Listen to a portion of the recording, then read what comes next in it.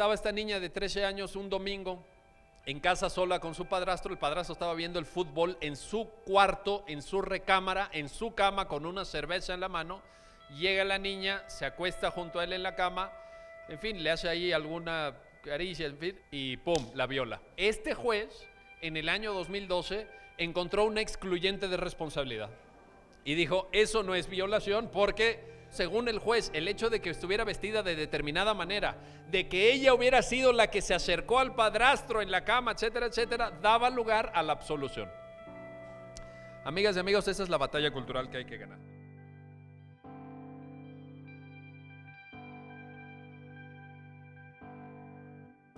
Nuestra región ocupa el segundo lugar después de África subsahariana en tener el mayor número de embarazos de adolescentes en el mundo.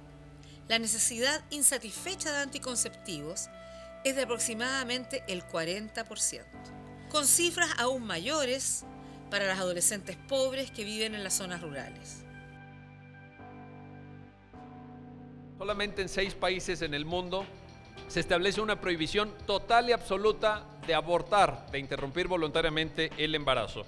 El 98.9% de todas las mujeres en el mundo que viven sujetas a este régimen totalmente violatorio de la libertad reproductiva viven en América Latina.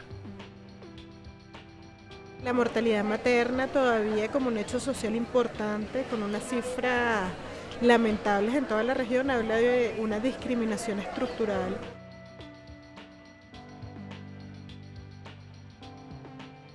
Bienvenidos y bienvenidas al Congreso Latinoamericano Jurídico sobre Derechos Reproductivos. Nos hemos planteado, dentro de muchos objetivos, profundizar la comprensión de los derechos reproductivos como derechos humanos y promover la ampliación de la base legal para su defensa.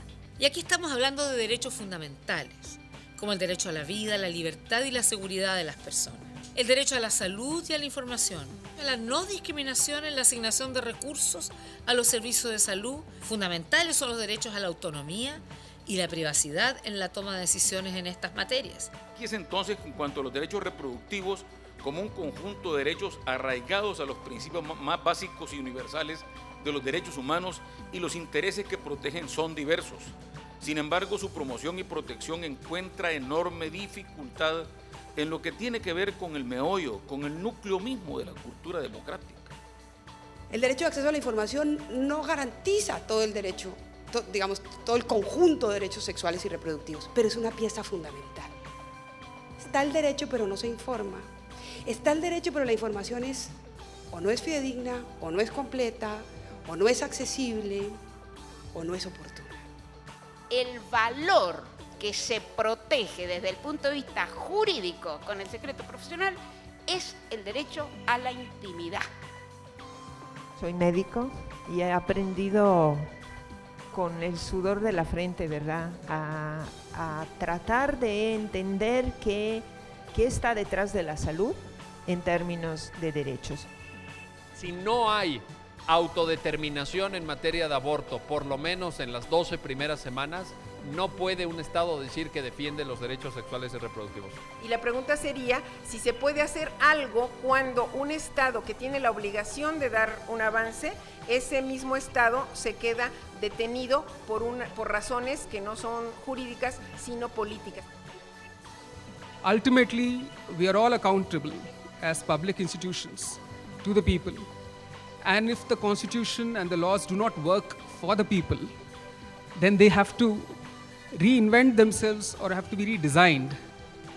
Diálogo, ciencia, derecho, tiene que ser un diálogo constante, permanente, siempre actualizado, y siempre el jurista tiene que poner como límite importantísimo el estado del arte de la ciencia.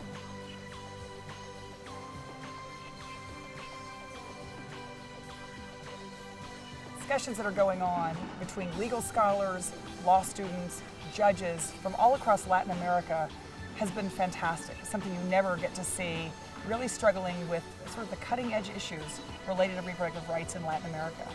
También un ejemplo de que se puede trabajar de forma interinstitucional, es decir, la judicatura puede tener un diálogo fructífero, enriquecedor e intenso con la academia y también con las organizaciones de la sociedad civil.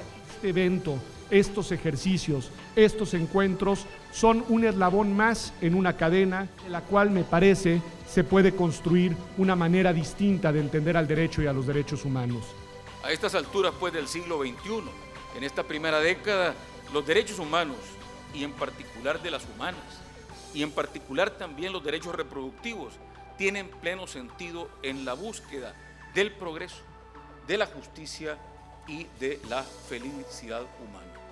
Hoy más que nunca, existe una conciencia de los derechos de las mujeres y de las jóvenes al acceso a la salud que ya no es solo cuestión de las autoridades de turno, sino una demanda social que difícilmente puede retroceder sin más. Construyamos entre todos una sociedad decente y no permitamos nunca que se humille a nadie. Muchísimas gracias por su atención.